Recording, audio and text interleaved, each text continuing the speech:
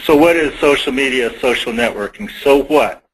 We use this phrase like we all know what it means, and for the most part, a lot of people don't really have a firm definition. If you go by Wikipedia, social media is the media for social interaction. And if you go by some other bloggers, they'll say that it's the whole kit and caboodle of places, tools, and services. And then other places like socialnetworking.com says that it's the grouping of individuals. So it's the infrastructure for social media.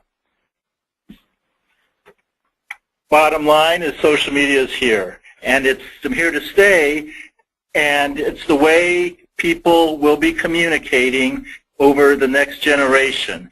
And more importantly, they will keep on changing. They will grow it because it's going to move that fast. So we'll start with some truths about social media. First of all, social media does not mean free. Everyone seems to feel that if it's social, it must be free. And one of my biggest pet peeves on the internet, it's hard to get more than 3 or 4 pages into a website before I have to pay something. But a lot of social media applications give you the ability to do a trial or start on a low-level functionality so that you can understand what you can do with these type of applications.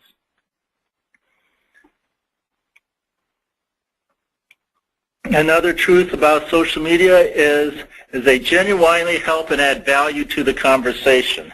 And it's not supposed to replace talking to one another. It's not supposed to replace meeting one another, but it's supposed to enhance the communication between two groups.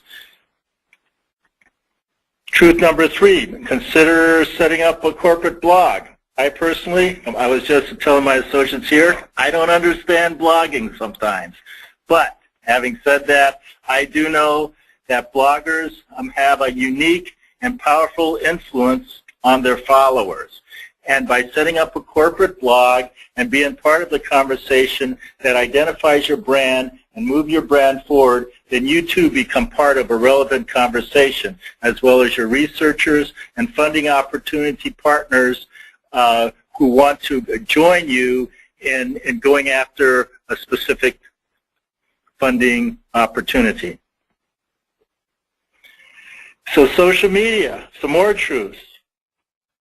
So it's not plug and play, so that means that it's not that easy to use. Everyone believes it's easy. I know for my own self, I had trouble just trying to set the security levels on Facebook not too long ago. So here's another truth. Don't flood with messages. This is known as just too much. I've been on groups where I've had a flood of answers like yes, no, and things like that. Let's be relevant and meaningful. And engage-related blogs. It's called network for a reason, that you have to communicate and engage with people who share the same view, who share your same values, or have a meaningful debate to talk about.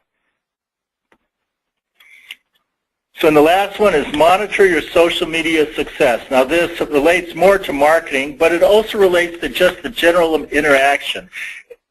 Suppose you set up a Facebook group and you want to do some subject recruitment for a pharmaceutical research or a special drug, and you have it out there for 6 months and you only have 5 hits, then that's not very successful. So you want to monitor it on a regular basis, so to know what's going on.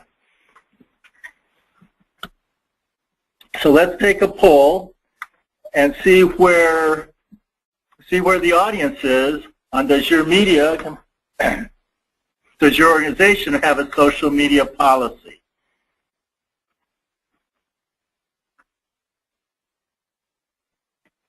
Now, I'd like to share with you a couple of things I found out there while I was researching this. Is a lot of universities have published their social media policies, and they also, some have actually published a toolkit on how to build a social media policy. And I think that's a real good start. I mean, that's one of the nice things about the higher ed community is their ability to share. I mean, as we can see by the poll, or as I can see by the poll, that over 81% of you have said that you don't have a social media policy. I suggest you might have one and you don't know about it. And I was kind of surprised to find some of that on the internet myself. So let's talk about what is social media and what is social networking and what does this all mean. Now here's a real cool chart by Fred Cavazza.net, and it literally in 2011 painted the picture of landscape of games, publishing, sharing, discussions, commerce, location, and network and it seems to put Facebook and Google in the hub of it all, because most people start from somewhere, either Facebook or Google maybe. I normally start at Yahoo because Yahoo has determined all the news I need to know, and so that's where I log in every morning. So, but without social business software, you may also be missing out on an opportunity, and that's to compete. Is the tools are being used by your competitors and they're being used by your partners. So you have to be part of that conversation, because they will advance beyond where you are. With social networking, the information will flow more freely, collaborating beyond the confines of your own organization, your own university. How many of you have played telephone tag or sent out an email? I know when I sent out an email asking 20 people what they think about a certain opportunity or what they think about a certain idea, that I think that's the last time I remember I sent it. And worse, I don't really track who answers it because they all come in at different times. And that's a struggle. And when you talk about email threads and email chains, first of all, email is the #1 tool for collaboration in the world. It still is. And the #1 tool for business apps is still Excel, by the way. So that tells us a lot. But thanks to social media, a lot of these pains have gone away. So let's talk about the first point of view on how to use social media correctly and how to make it work for engaging your faculty and researchers and collaborators. First of all, what is a grant marketer? How do you engage staff, faculty, and others? You are a marketer. I know sometimes marketing is a bad word. Selling doesn't sound right.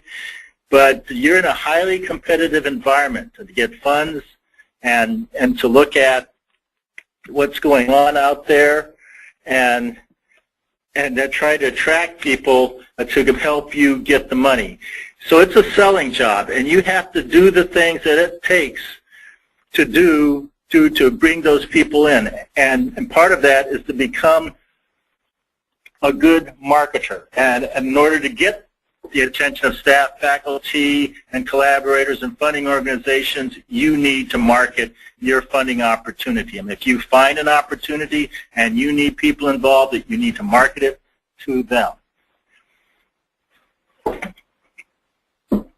So how do you do that?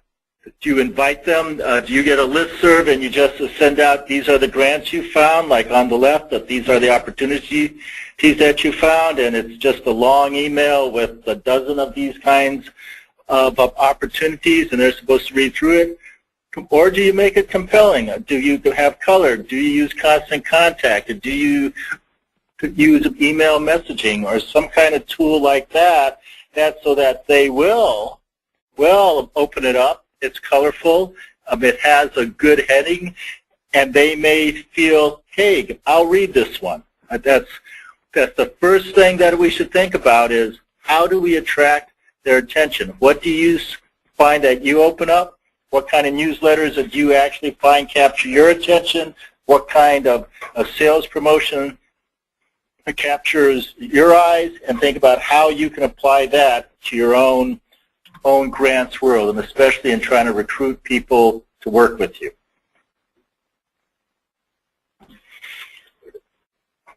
So let's talk about the power of the crowd. How would you want them to respond? Would you respond to someone who says, please email me and let me know whether or not you like this? Or would you respond to someone that just says, all you have to do is click no or yes and I'll be happy? And most people love a one-click response. And if they do bother to read these kinds of emails, then they don't want to write another one back. They just want to say yes. Sometimes it's easier to pick up the phone and say yes, but they don't have your number. So this is a simple way to pick up the phone and say yes by letting them click on like or dislike. That, once again, is crowdsourcing. That's engaging the power of the crowd. Do you send out emails with ideas and wait for them to respond? Do you like opening the response and then tabulating the response? No. Those aren't things you like to do. So what should you do is look at ways of using crowdsourcing. And crowdsourcing is probably, in my opinion, one of the best social media tools for gathering feedback quickly, easily, and accurately. And I found some sites that actually make it easy to do crowdsourcing. One of them is a tool called IdeaScale. And just to prove it was easy, I actually created a site last night in about 10 minutes or less. And it was very easy. And you could actually go to this site. It's some InfoGrants ideas, and you can tell us what you like about our product. And more importantly, if I put down an idea, again, whether or not you agreed, I can count and tabulate the votes. I happen to agree on an idea that I put in. It wasn't that hard to count either.